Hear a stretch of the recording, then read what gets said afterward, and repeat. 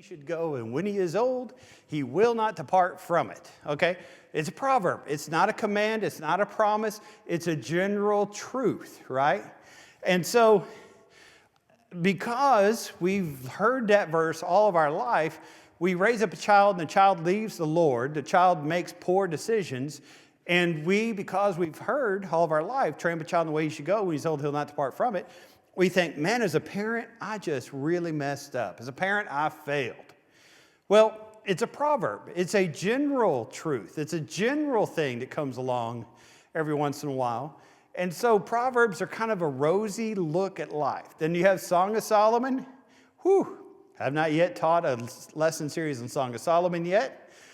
Maybe one of these days that will happen. I remember in my little Titus class, my little middle school class over at the private school that we have, we were doing a survey of the Old Testament, and we're going through, they were mildly interested. We hit Song of Solomon, and suddenly they were like, that's in the Bible? And then, we were going through, and I looked, and a lot of them, especially the boys, were just reading Song of Solomon. They had tuned me out. And they're like, I can't believe this is in my Bible. And I said, well, you're not allowed to read that part yet. And they're like, whatever. All right, Song of Solomon's a very different book than the rest of it, isn't it? And then Ecclesiastes. Ecclesiastes, imagine Proverbs being a young man telling you how life ought to be. Ecclesiastes is your old crusty fella who's lived life.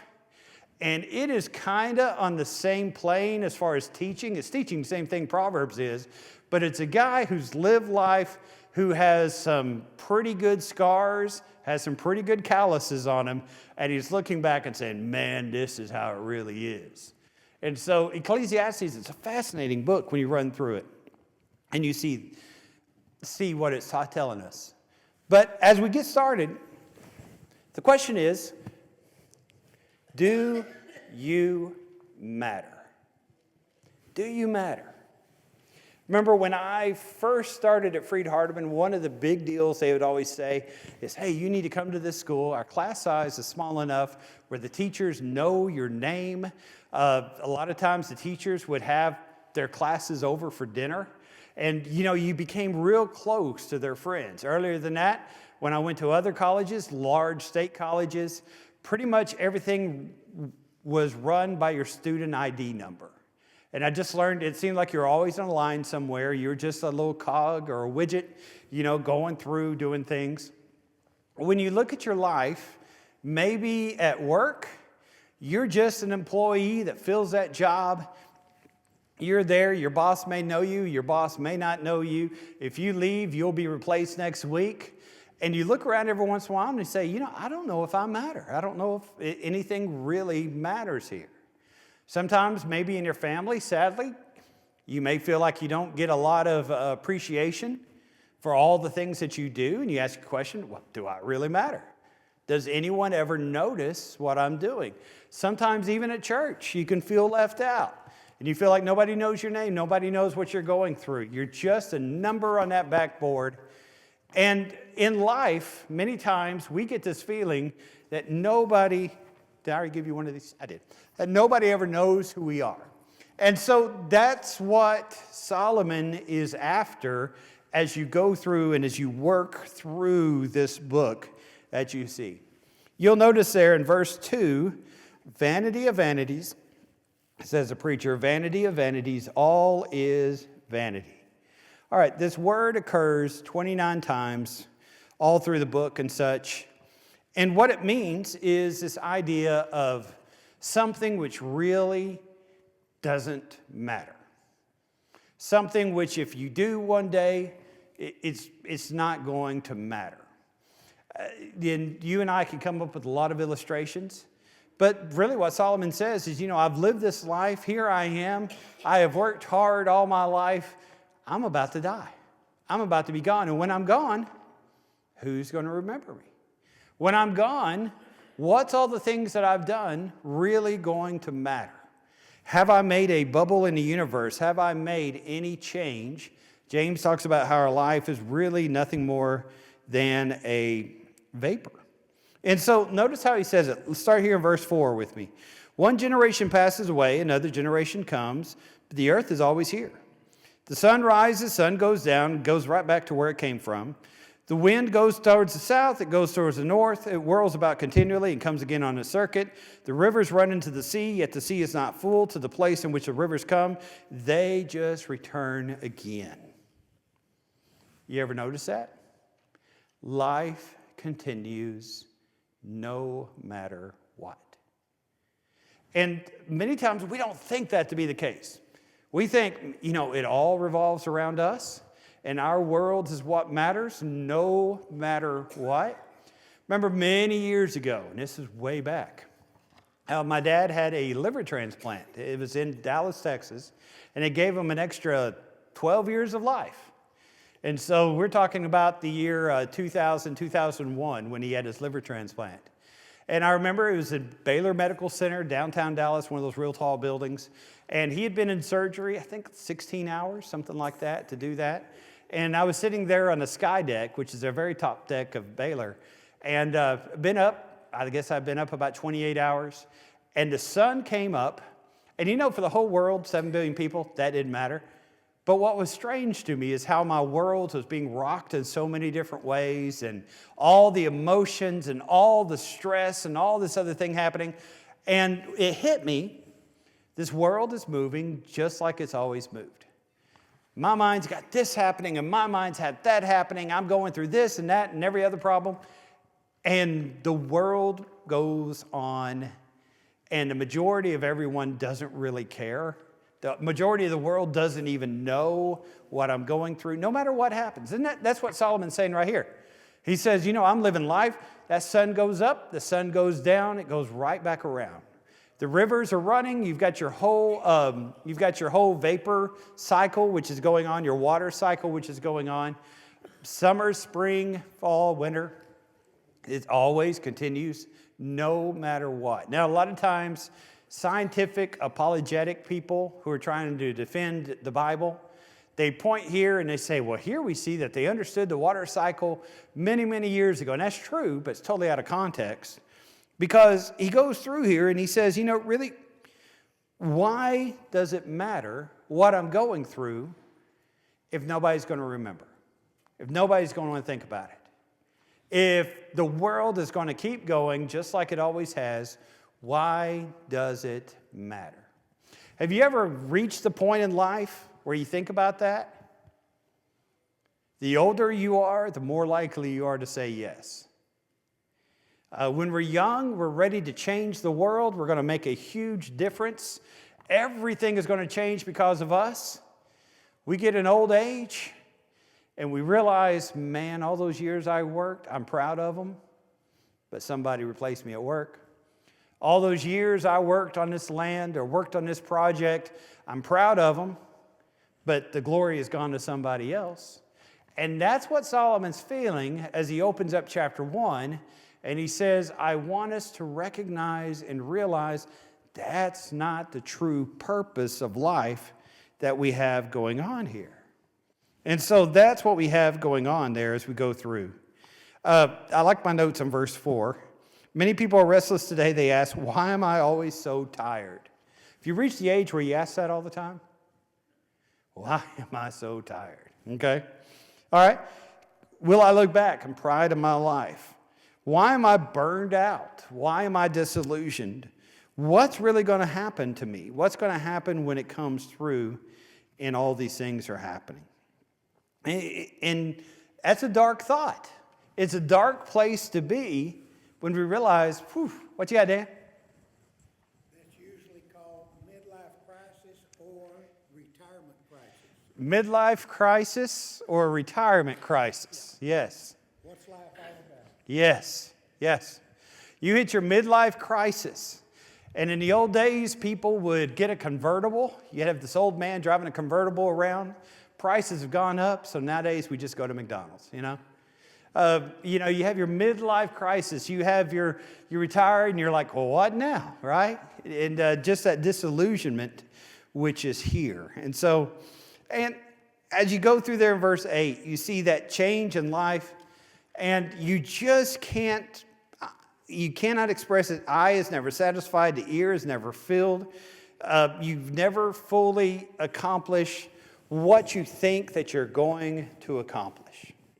You never really fill that out.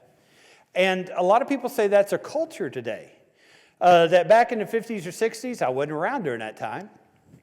But theoretically back then, you graduated high school, you would get married, you were able to, on a one-person salary, buy a house, buy a car, go on some sort of vacation once a year, and you kind of live life. Now, we look back at those days with rose-colored glasses, don't realize they never ate out, realize how poor they were. But nowadays we say, well, wait a second. I follow the rules. I go to high school, I graduate. I go to college, I graduate. I wait to get married. I wait to have children.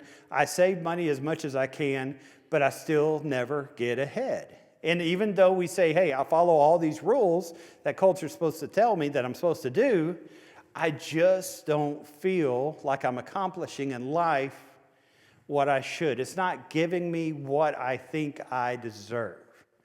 And so we as a cultural people are in a weird place because whether you follow the rules, whether you don't follow the rules, life is tough and it's easy to get disillusioned. It's easy to get difficult and mad and upset with everything that is. And so to add on to this pity party, to make it dark again, let's look at verses 9 through 11. That which has been is what will be. That which is done is what will be done. There is nothing new under the sun. Is there anything which we could say, hey, look, this is new. It was done in ancient times before us. There is no remembrance of former things, nor will there be any remembrance of things that are to come by those who will come after. Now, there are some things that are new. Got a cell phone. Parents, grandparents, great-grandparents didn't have a cell phone. I got a truck that has air conditioning and a house that has air conditioning. Every once in a while people say, man, I wish.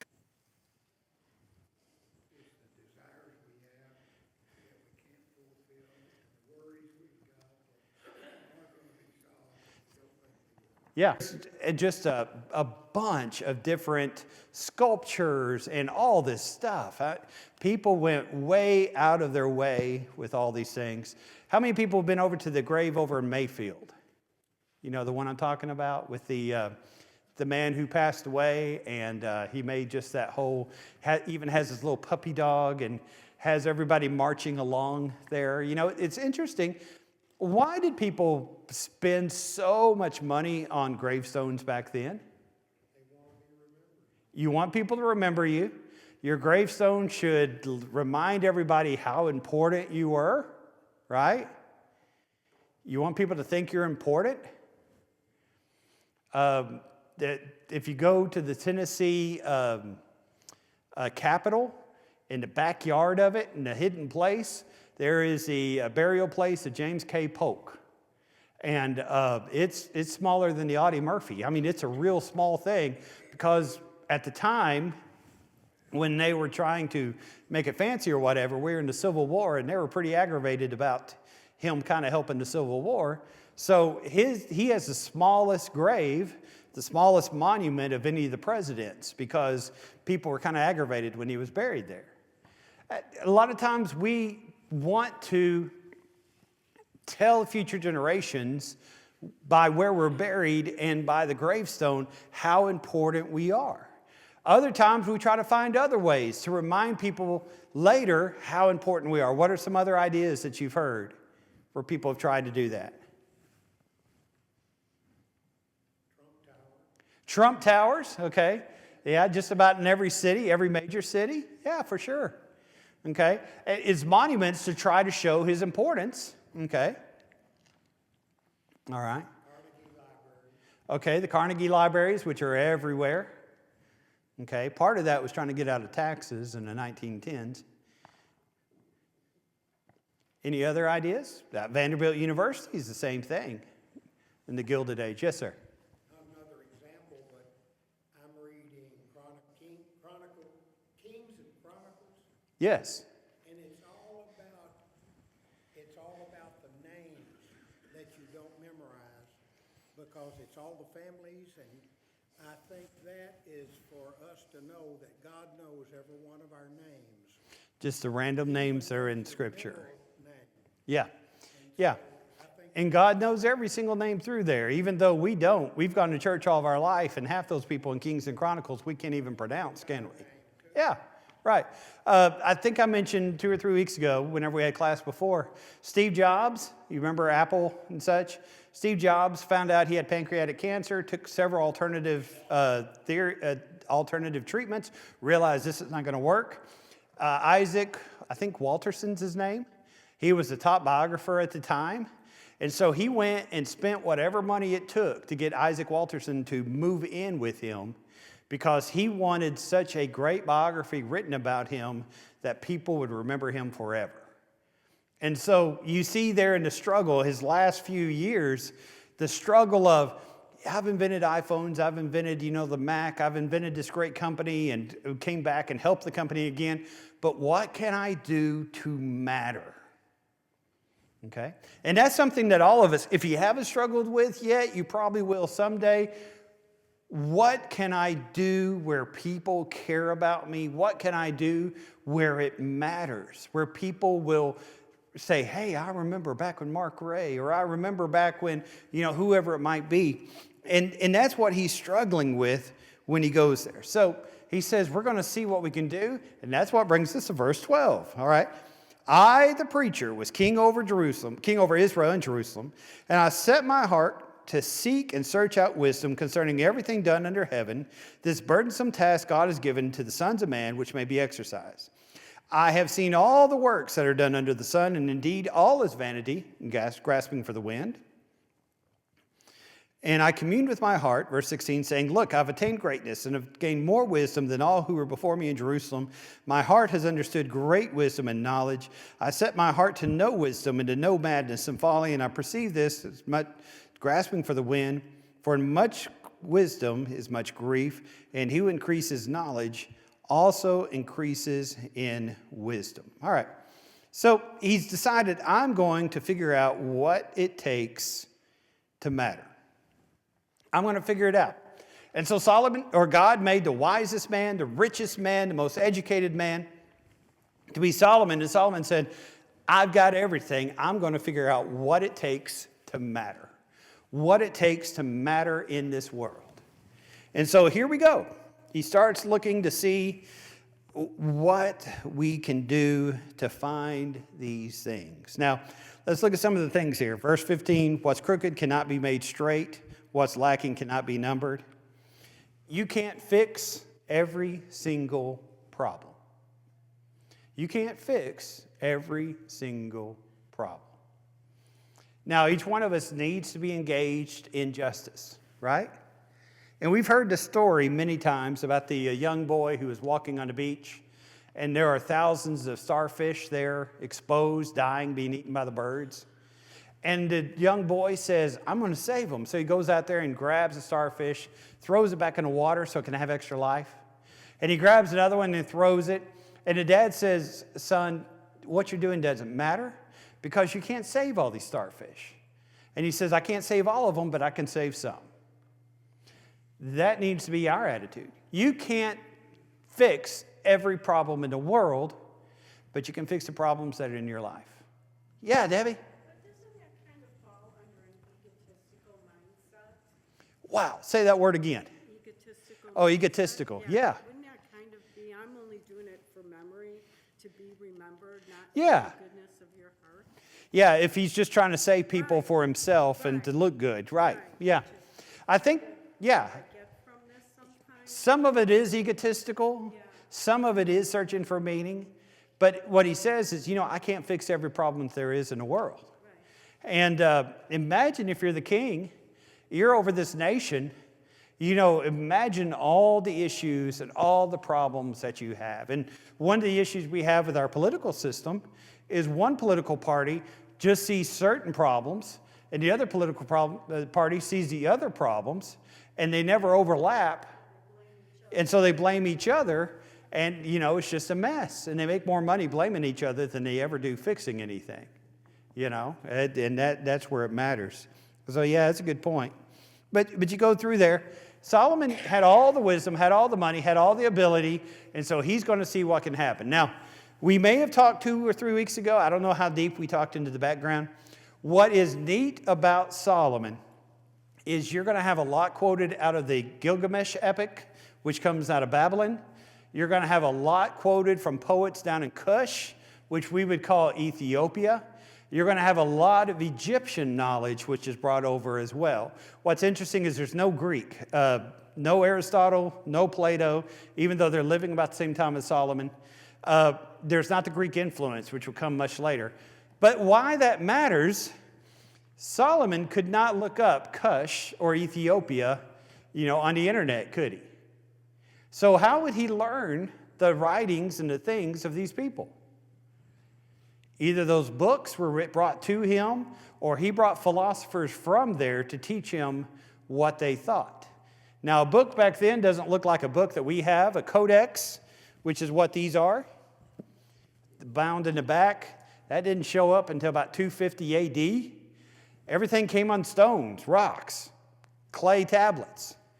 And so Solomon, to show you how intelligent he was, most likely imported philosophers from Ethiopia in the dark parts of the continent, from over in Babylon, from over in Egypt, and brought all them together. So this is a guy who knows everything. Yes, sir? Probably also learned a little bit from his wife and concubines. Well, yeah, his wife and concubines are from all these different places, and so they're going to bring their own teachers because they want to teach their kids the way they grew up. And so he has a lot of knowledge that's brought here, and so he's able to teach better than anyone else and better able to know these things. Explain to me verse 18. In much wisdom, there's much grief. And the more you know, the more sorry you become. In much wisdom, there's much grief. What does that mean? It's self-explanatory. Okay. Ignorance is bliss. Okay. The more you know, the darker the world becomes. And the more you study, the darker the world becomes. Now, when we're young, in our Proverbs era, the more you know, the easier life's going to be, right? Because people should follow the rules. Guess what you learn when you get older? People don't follow the rules. And a lot of times it's just, it doesn't go to the strongest, the fastest. It goes to the most evil sometimes, it feels like. And so he says, I've learned all these things, but we're going to a dark place as we study and as we grow and as we move through. Okay, any final comment? 7 or 8 years ago, I don't remember the exact date, I had a friend, he was passing away, and he was in a hospital there at Mercy Health, it was Lourdes back then. And they had him on the top floor, and they told him, you're probably going to pass away in 2 years. And really, they didn't have enough time to move him to hospice or anywhere else. And I remember going up and visiting him, and he would just lay in bed, look out the window, and he said, what I do is I count how many white trucks and how many colored trucks come down the road. And he said, that's just the most entertaining thing in the world to me. And I was just thinking to myself, it's just sad at the end of life, that's where you are and that's what you do. And he did. He passed away about two days later, just like the doctors had said. But, every one of us looks at life, and yes, we're going to talk about the spiritual and add that later. And that's what really gives a gloss and purpose to life. But if you live just for physical purposes, this life is just useless, mundane. It's sad. And so that's why when we add in following after your God, following and having a spiritual relationship that gives purpose to life, that's where it's really going to matter and make a lot more purpose there. Okay? All right. What a dark class. Goodness.